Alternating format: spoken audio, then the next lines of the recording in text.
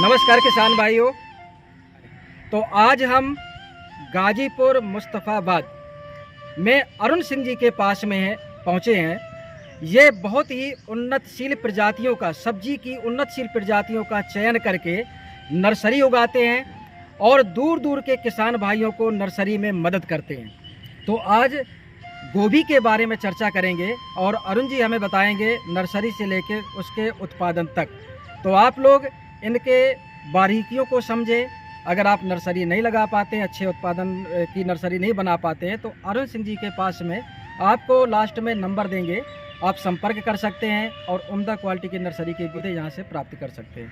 अरुण जी नमस्कार। नमस्कार सर। मुझे बहुत बेहद खुशी हो रही है आपसे मिलके। और आपके ये जो फार्म हाउस है इसको मैंने देखा है, यहाँ पे आपने जो नर्सरी बहुत टेक्निकल ढंग से आपने तैयार की है। कोई भी पौधा मुझे इस तरह नहीं दिख रहा जो कीड़े से, रोग से ग्रसित हो।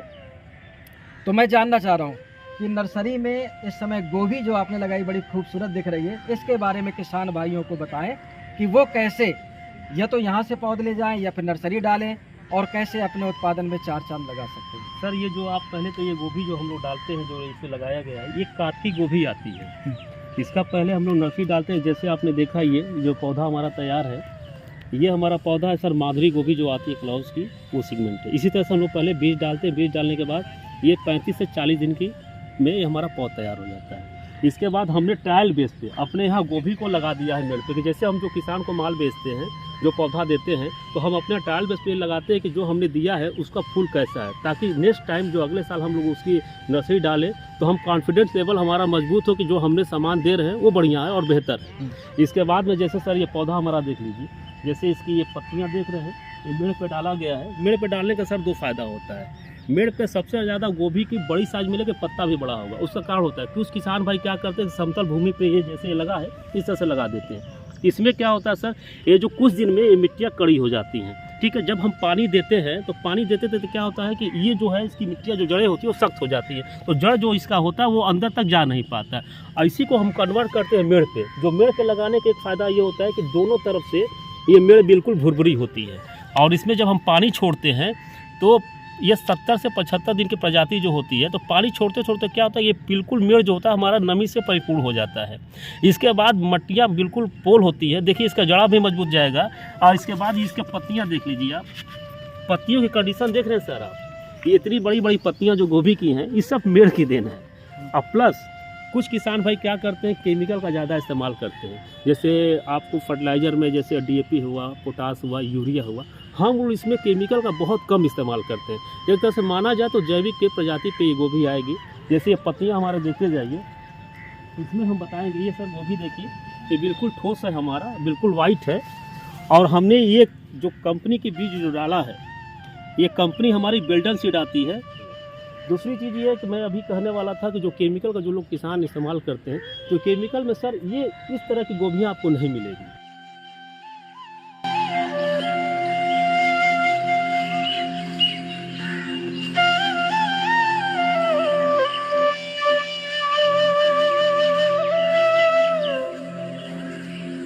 हम लोग साल में एक बार इसमें गोबर की खाद जो सड़ी होती है, या पोल्ट्री फार्म की जो मुर्गियों को जो होती है, बीट वगैरह होती है, उसको हम लोग टाली से ख़रीदते हैं। जो टाली हमारे यहाँ तो अब किसान भाइयों के तरह तरह के जगहों पे जगह जगह व्यवस्था होती है। हमारे 1600 से लेकर के 2000 रुपये की टाली की खाद लाते हैं और एक बार हम लोग इसमें डलवाते हैं पूरे खेत में। डलवाने का नतीजा होता है कि पूरे 12 महीने तक हमारी मिट्टी बिल्कुल तरीके से बिल्कुल काली होती है। आप मिट्टियों का रंग देख सकते हैं हमारे यहाँ।